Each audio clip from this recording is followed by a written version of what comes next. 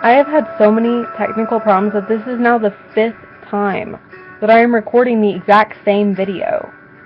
It's like life is telling me not to record the video, but like my intuition says, record the video. Okay, this video is for one person and one person alone. And if you are not that person, because I think that person knows who they are. If you are not that person, then please do not watch this video. This is none of your damn business. And, actually, because I am so maniacal, you will be so confused by this damn video, you have no idea what I'm talking about. So, please just don't waste, like, an hour of your life listening to me ramble on about stuff that doesn't even comprehend in your puny little brain. Thank you. Okay. So, when I met you, I fell in love immediately. It was love at first sight. And people say that that is not real and it doesn't exist. But I had previously thought that I was in love with other people, and I, met you, and then I, knew that I was in love with you, and that I would do anything for you. And I had previously known who you were, and I'd heard about you, and I'd seen you, and I was not in love with you. It was only actually when I came into contact with you that I fell in love. And it wasn't when I actually spoke to you that I fell in love. It was when I saw you across the street in a car, and you were hiding yourself, and you were looking at the line to see how long it is, because you were nervous, and you wanted to know how many people were in line, and you were curious, and you saw me staring at you. That was when I fell in love. So,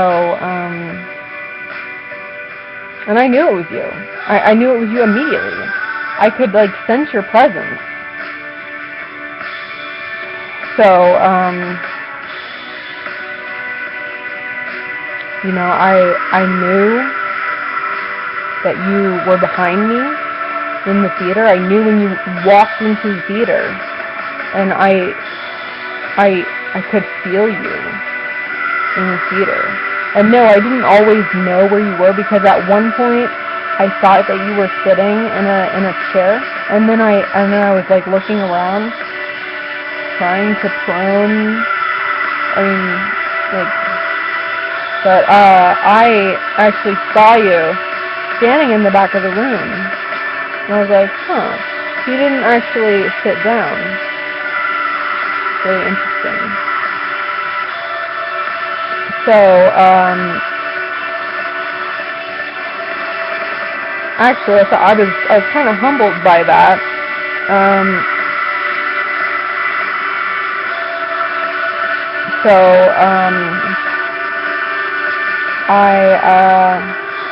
I saw a lot of people there that were sitting in your chairs, and I got this horrible vibe from them, and I have no idea who they are, but I mean, before you walked in, they were sitting in your chairs, and they walked in like they owned the theater.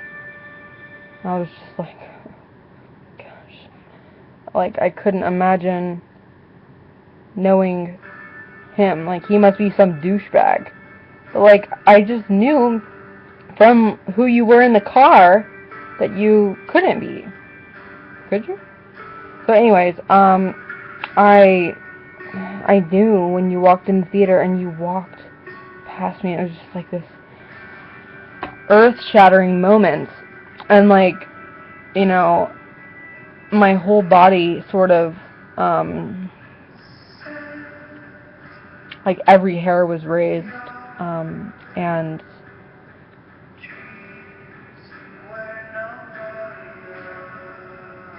I mean, the feeling was just orgasmic. It was just like, this man has a power over me,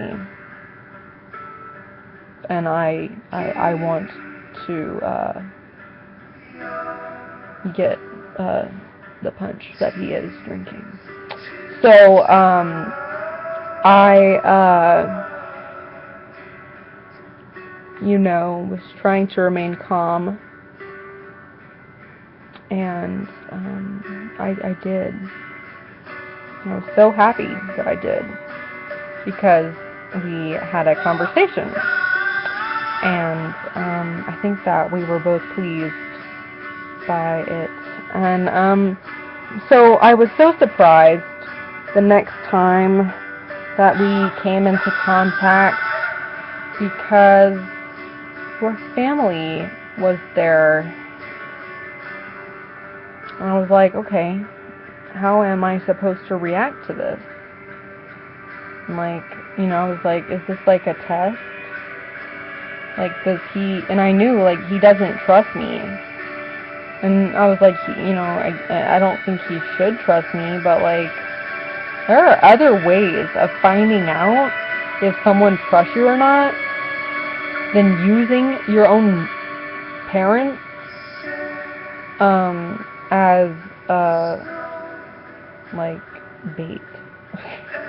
So anyways,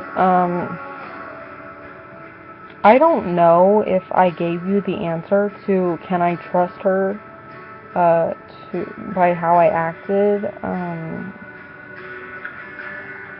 at that time that we did, you know, that thing at that place. So, you know, I don't know, but you know, I hope that you realize that I acted the way a normal, honest person should have acted, which was completely mortified and scared that they were meeting your mother. And that they were not expecting that, and they didn't even know if you were going to be there. So, and I think it's really important to mention that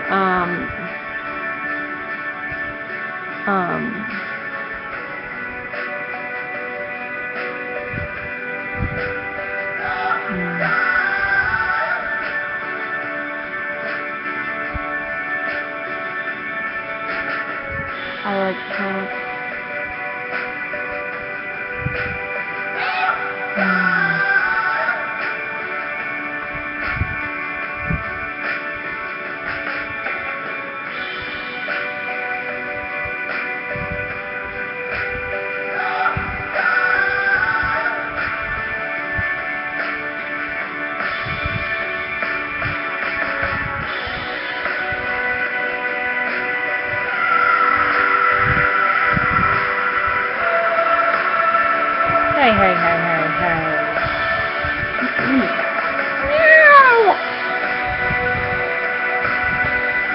okay, but I think like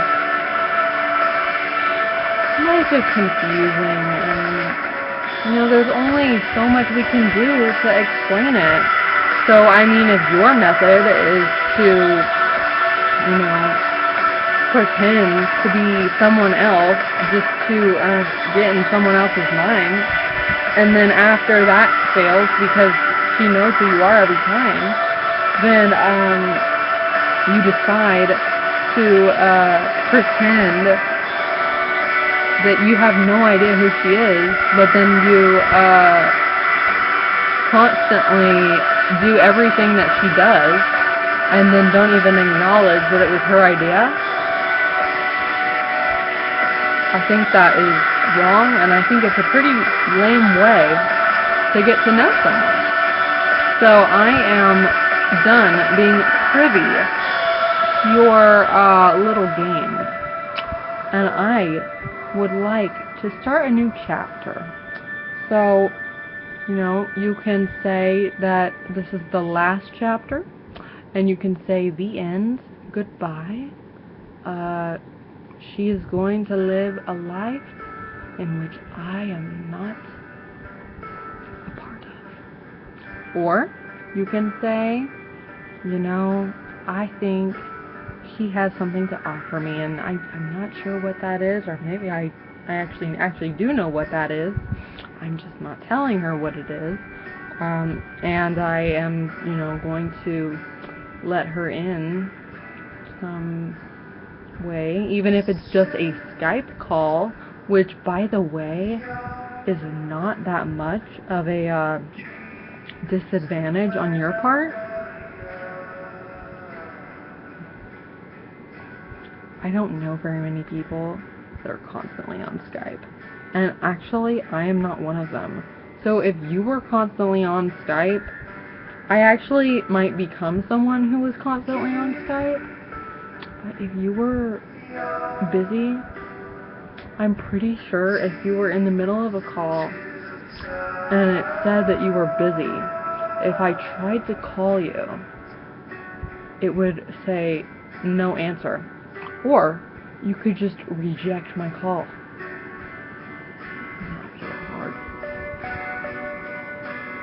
And if it got to be way too much for you, you could end the book at any time and decide, I don't want her in my life, she's annoying, she's a brat, she's got a bad attitude, she loves way too many kitties, and I am a dog person, and I only like dog people.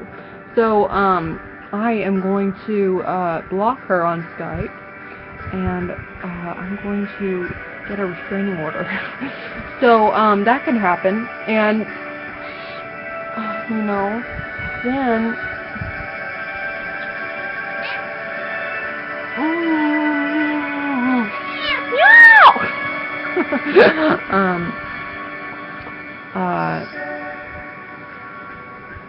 that exchange between me and Peach could be exactly what happened between me and you. Okay. So, I'm just,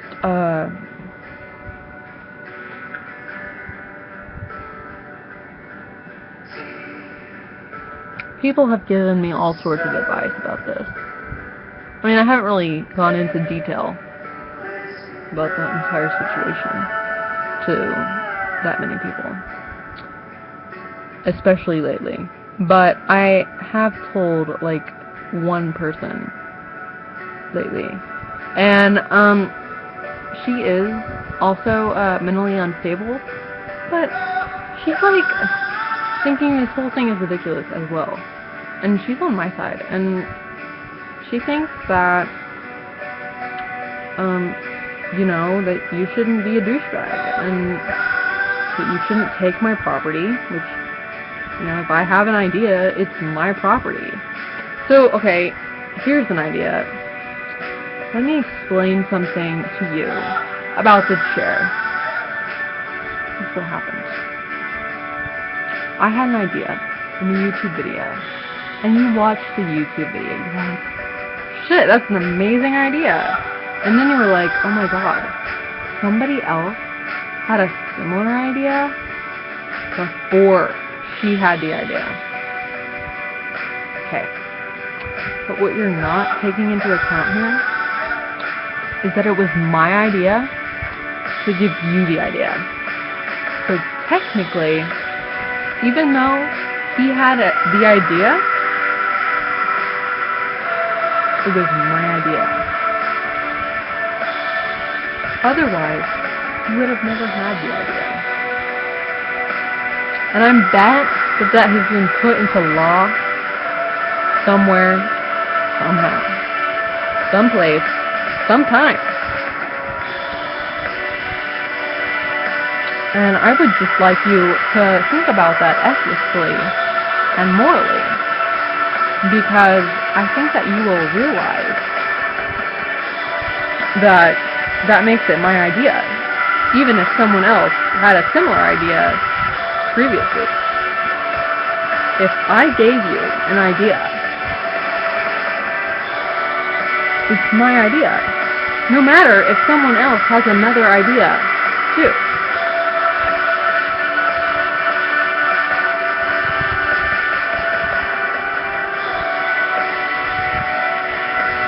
You cannot take my property. You cannot take anything from me. And you cannot pretend like you don't know me if you did take my idea. And I am not asking for public acknowledgement. I am asking for private acknowledgement.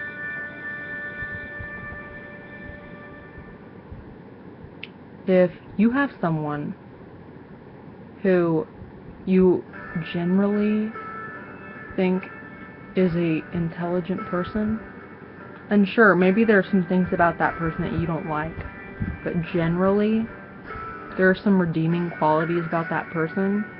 You think they're an interesting person, then I think and that person is willing to die for you. They have very intense feelings of like affection and emotion for you, and they are honest with you. And maybe they are kind of mean, but like that is one of the, I guess, bad things about that person. Everybody has like bad things, but you know what? One of the good things is that they use their negativity in a humorous way. So, if you have someone like that, and you, like, kind of took their property on more than one occasion, and let's say that something they gave to you as a gift, free charge, kind of inspired you and made you a better person, and you don't say thank you, or even tell the person anything in return at all, then you are a shithead, and you are not even remotely grateful. And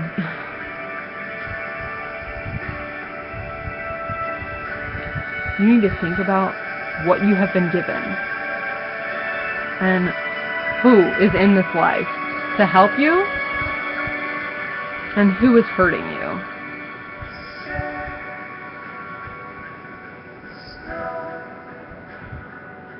Everything happens for a reason.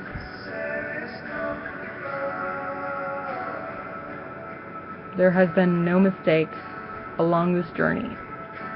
So, if you want to take everything that happened and just throw it in the trash can and say, fuck her ideas, fuck everything about her, she's ugly as fuck, she's annoying, she's a shithead, and I don't want anything to do with her, go ahead. All it will mean is that my intuition was off, and that I've made a mistake. I will still pray for you. And I will still love you, even though that happens. But what it does mean is that you will turn out to be lonely. You will end up alone. You will be dead. And what will happen is tons of people that don't know you, don't care about you, and a whole bunch of random people, your fans, will post hilarious things about you, like, Leatherface got murdered! Lana killed him! I guess Siler's power didn't work after all.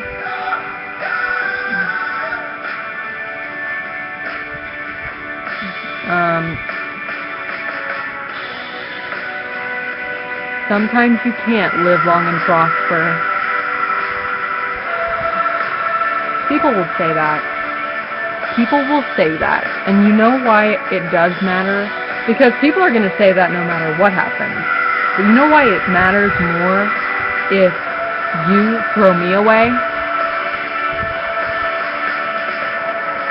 Because that means that if you gave up on someone who loved you, that when you do die, I will say that he got what was coming to him when all of those people say those things. Because those things are inevitable. And I think we both know that. And no, I don't think it's fair that those people are going to say those things.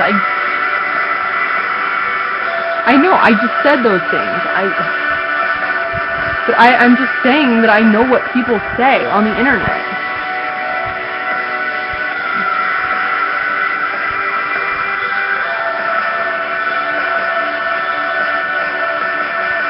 You might be thinking, I'm a really mean bitch right now. You might want to slap me in the face right now. Because what, I don't respect death? Okay. You know what? You know who doesn't respect death? The internet. You didn't respect someone's death. I wonder if you knew where I was on the Thanksgiving of 2009. I was on the late night show with Jimmy Fallon in the afternoon, and the guest star was Robin Williams. I am not joking. I have a t-shirt that was free, that was given to me by Jimmy Fallon.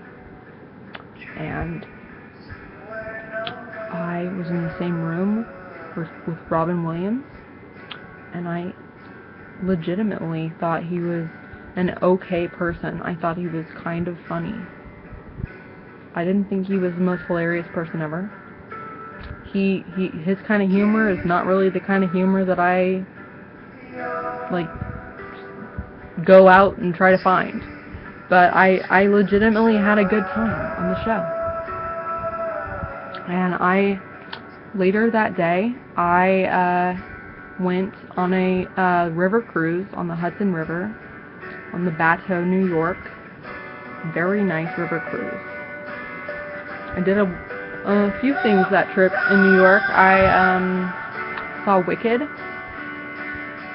and I went to Tiffany's, and I got a charm for my charm bracelet. I went to FAO Schwartz, and I got this. His name is Poseidon.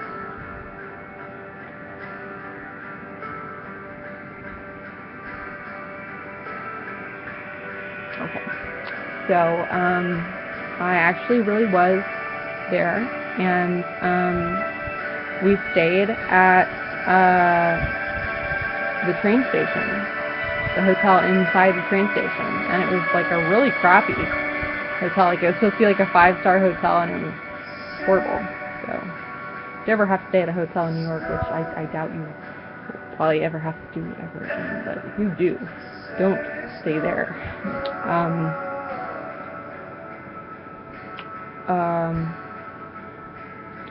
I've eaten at a lot of restaurants in New York, kind of.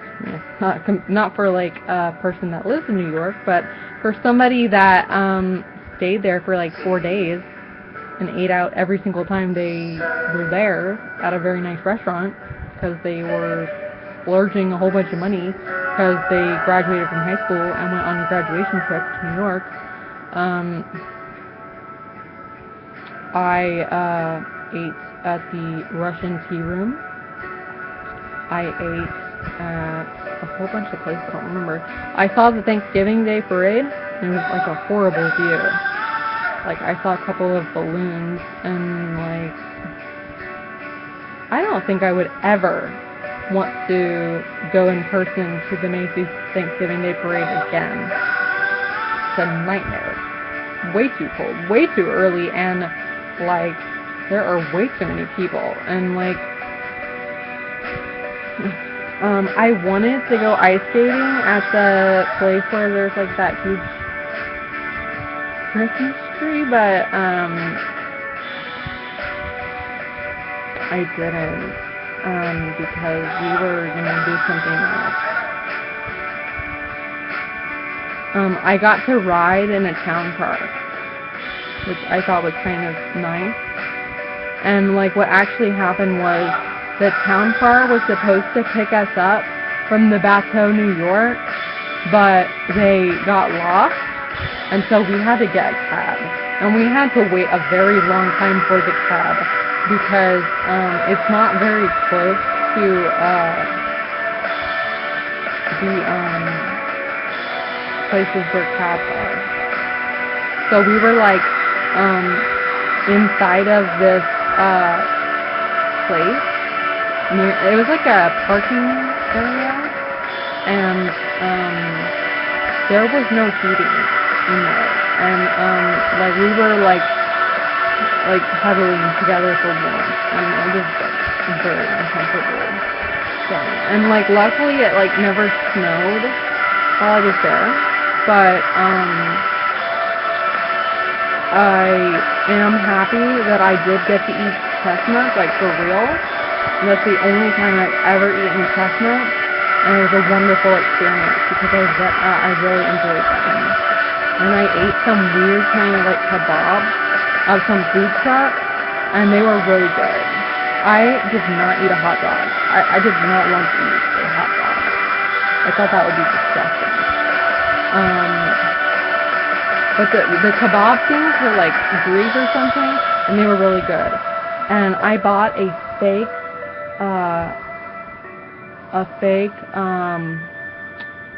Louis Vuitton wallet. And I also bought a New York sweatshirt, and I think it was used.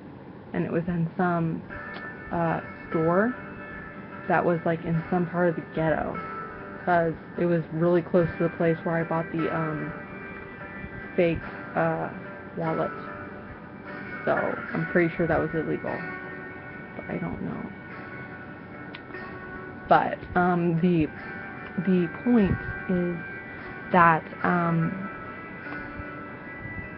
when I went to New York to see you, I was there, and I waited in a line, and then I saw you, and then I saw the movie, and then I had a really horrible time trying to buy the musical ticket, and then I like stood there in the bar place, like staring at you, and then I got like kind of death glared out of there, so I left, and then I like went back to the movie theater, and I watched The Bling Ring, and it was so weird, because Lindsay Lohan was there with like the guy from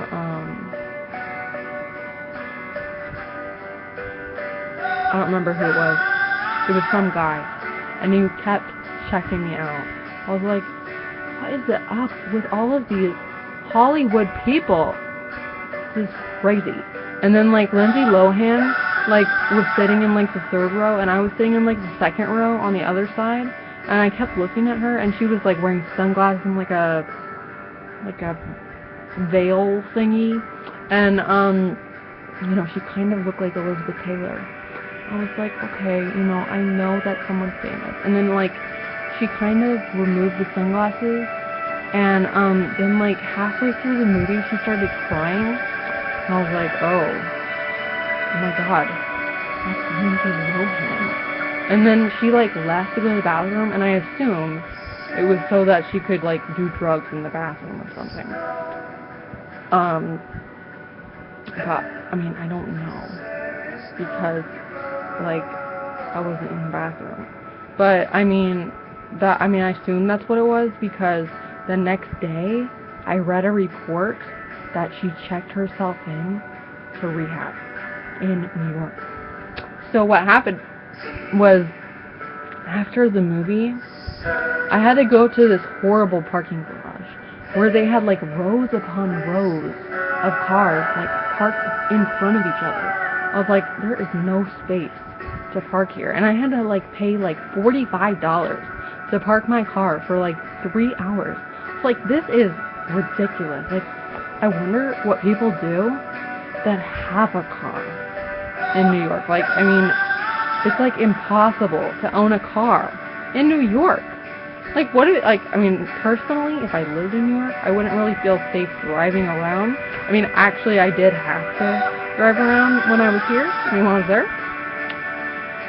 But I just, like, think that it's completely unfair for people to have to, like, store their cars at such, like, a high rate of payment. Like, you're paying all that money to own a car, you're paying car insurance, you're paying very high gas prices, which is, like, insane in New York. I mean, you have to go to New Jersey just to buy gas, and then, like, you're paying some guy to pump the gas for you. I mean, you really need to do that? Is that, like, really necessary? I am perfectly capable of pumping my own gas. Oh, it's illegal. Are you fucking insane? Okay.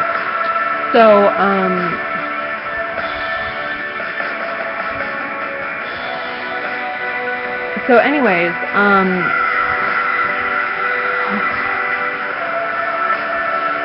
okay. So my point is that, oh, and there's no car washes anywhere. Like, okay, there is dirt and sludge everywhere, but there is, like, no car wash. I had to go to some slumville in New Jersey to get my car washed. I was there for, like, 3 hours.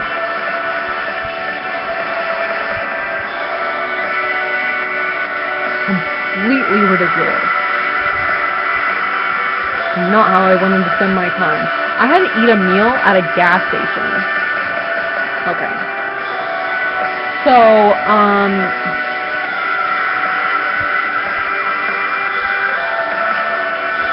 I drove back to, Pennsylvania.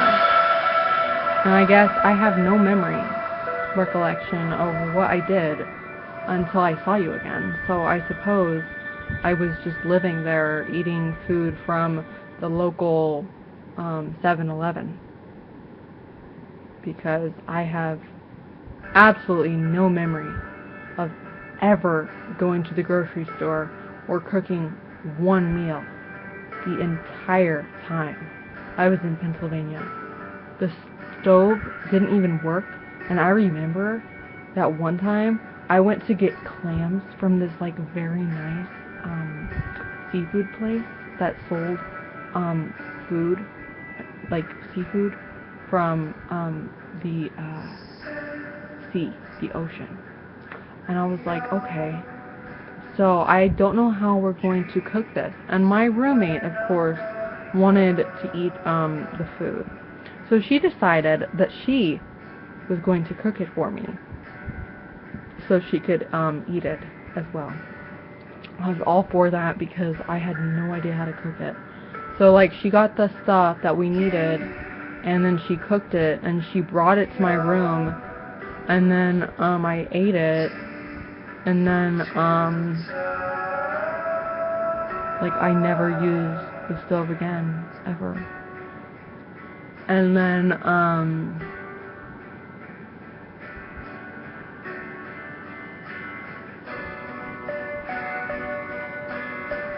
like, I have literally no memory of going to a grocery store when I lived in Pennsylvania.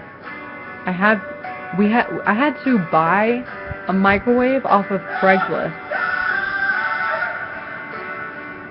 It was white.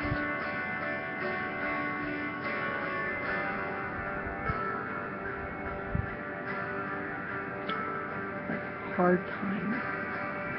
I can tell you the things that I had to endure when I was in Pennsylvania compared to Virginia, compared to Texas. Like, I am living in like complete luxury here in Texas. In Virginia, sure, the architecture was really nice, and I really liked my very large bedroom. We had a leak in our living room that was coming from our upstairs bathroom. The landlord, who did not have that many properties, did not send anyone to fix it for 4 months. Okay. In Pennsylvania, my landlord was supposedly supposed to be living in the same house as us. She went to New York 3 days after I moved in. She never came back. I still have never seen her again. The house was dirty when I moved into it. There was mold on the windowsills.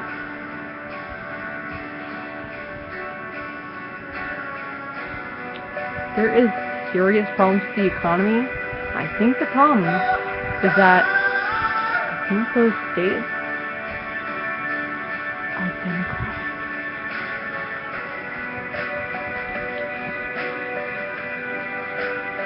So while there may be some serious luxury going on in those areas because some really rich people have figured out how to keep their money, I think there's also some people who, like, can't do that. And it's unfair. And I'm not saying the world has to be fair, but I think that we all think that it should be. Except for the people who are living a better life and are like, well, if it was fair, then I would lose all of this stuff. And those people don't get it to be fair. They just say they think it should be fair because they think that if they say that everybody will believe that they are getting the highest quality of stuff. I can tell you that Peaches, Poseidon, and I are very sad that we did not acquire a newest friend from our time living in that wallet. And we do not want our property taken from us. So, until you would like to address me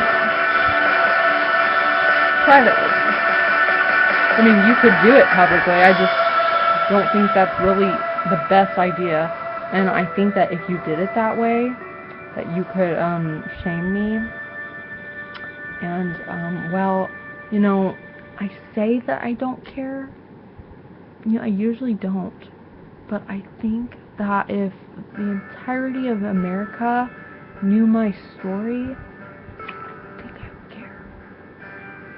So that's why I think that I don't want to be everything that you are, but I think that I will support you in the choices that you choose if I think they're morally and ethically correct for you and your life.